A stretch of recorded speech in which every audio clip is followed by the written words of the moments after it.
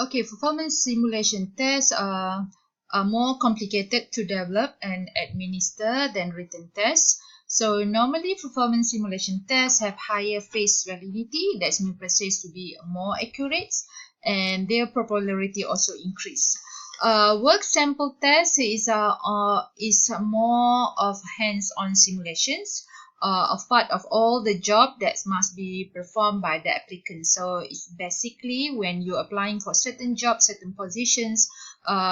So work test, sometimes the organization want to know whether you can perform the job or not. So they ask you to provide the sample of the job. So normally the hands-on sample or hands-on simulation that they give you some task to do, that task is basically more, similar to the actual job that you are applying for. So work sample test. Assessment center normally is used to evaluate managerial potential. That's mean the candidate will be asked to go to the assessment center or to some center, and then they will be given some tasks to perform. Among the candidate they will given some tasks to perform, and there will be some invigilators. I mean the manager will observe how the candidate perform, or how the candidate perform the task, how they deal with the other applicants. So they want to normally assessment center is used to evaluate the managerial potential. That means the leadership style, the leadership potential of that candidates. So it's basically at the center, at the place where candidate were called to sit and perform the task together with the other candidates, and the managers or recruiters will observe how the candidate bring themselves, how the candidates perform the job or the task, or how the candidates deal with the other candidates in terms of they're looking for specific point or elements or factors such as managerial potential of the candidates.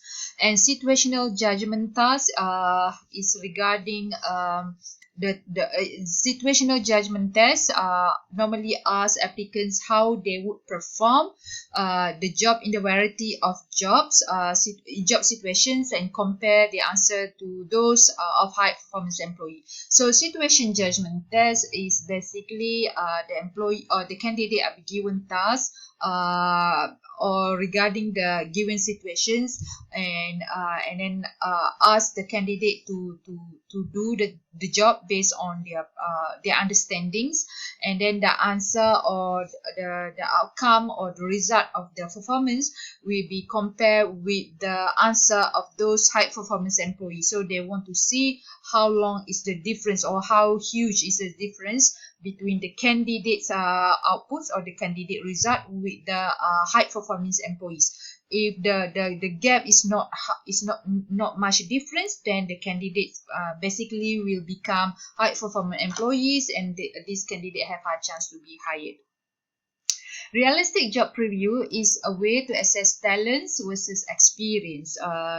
So when we talk about realistic job preview, normally the organization will provide the candidates with the actual maybe organizational culture or actual scenario of the jobs or of the organization. So here by providing a realistic job preview, that means the candidate be given the actual jobs, and then even in terms of stress situations, in terms of pressure, deadline, and so on. So the candidate will be able to assume that this job maybe consists of something that's that maybe they didn't like, or something that they like. So when they've been hired, they will experience the same thing. So that's what is meant realistic job preview. That means the organization provide their realistic preview of the job when they become employees. Normally when we apply for the job, we expect something good about the job, expect something good about the culture of the organization, about the job. And when we got hired, we realized our expectation is not as real as the actual job.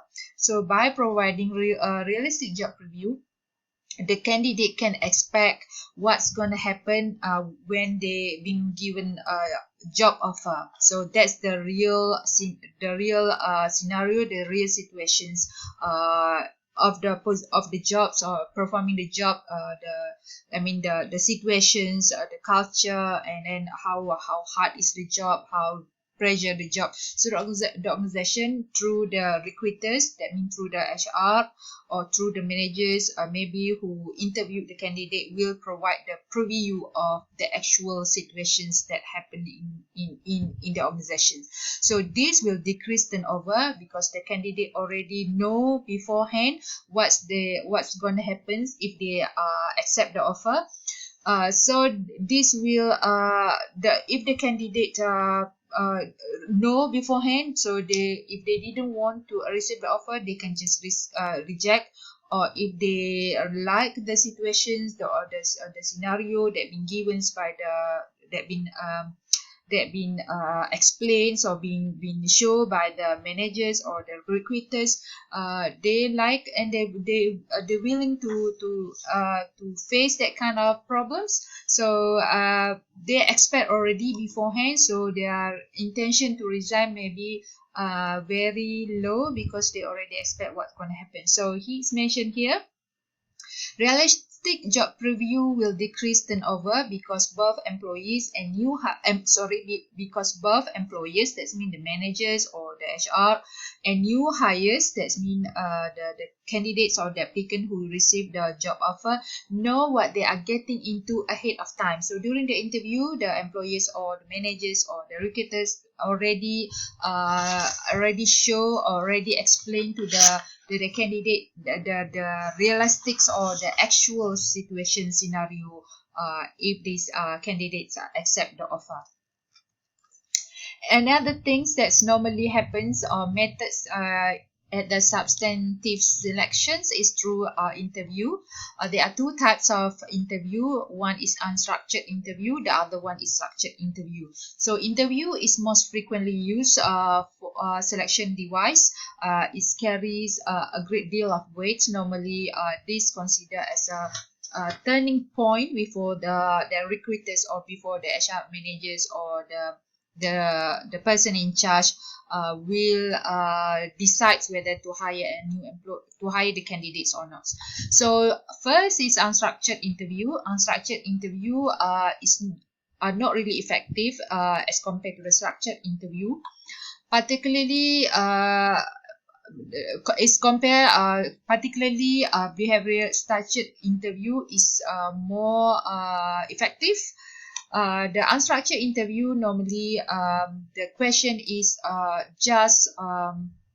it's not prepared, it's not planned. The question during the interview is are not planned. The question that been asked by the interviewers is actually are not planned, are not prepared. They just ask on the spot, ad hoc, or they didn't have some preparations to ask. So sometimes they just ask the questions that's maybe not related to the job even. So the unstructured interview, normally short in durations, casual, made up of random questions. So sometimes because they didn't plan, the question can be random, can be unrelated to the things that they want to ask, for example.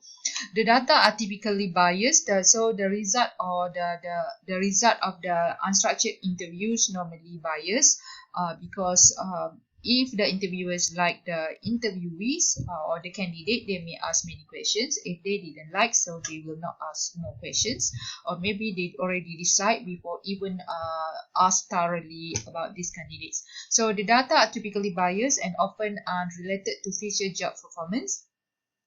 Structured interview is consider planned interviews. Planned interview designed to gather job-related informations. Is also more standardized. They have standardized set of questions. That means they are the questions they plan beforehand. They prepare the question. So each of the candidate will receive basically more or less the same question, the same set of questions. So they can make a good judgment, good comparison between good answer and not so good answer. So it is a structured interview, a uniform method of recording informations and standardized rating of applicant qualifications. So because they already prepared a set of questions to us, and then they can compare.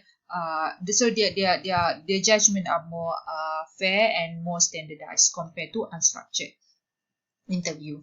So interview second third style unstructured and structured, and last is when we talk about interviews, last is panels interview. So panel is interview when there are so many, or when there are many interviewers, so they sometimes have panel interview because there are many interviewers, and maybe the candidate have to see, or have to go for interviews that have many panel in the interview. So the structured panel interviews is also structured interview conducted with a candidate, and a number of panel members also join with the interviews in the interviews. So panel interviews could minimize the influence of individual bias and also have higher validity.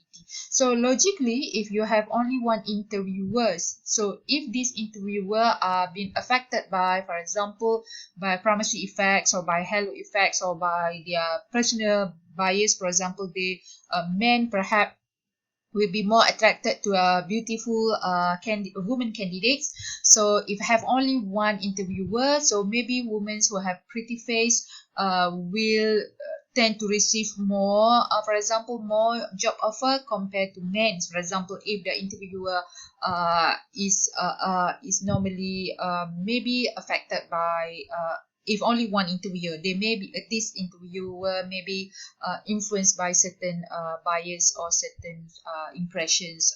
So if the interviews having more than one or three or four, so we consider it's a panel interviews. So panel interviews, the decisions to hire may be based on the majority of the decisions among the panels. So it's considered more fair, consider fairer, and it also could reduce the individual interviewer biases, and therefore has higher validity when we want to talk about the result, or the decision making, or the result of the interviews.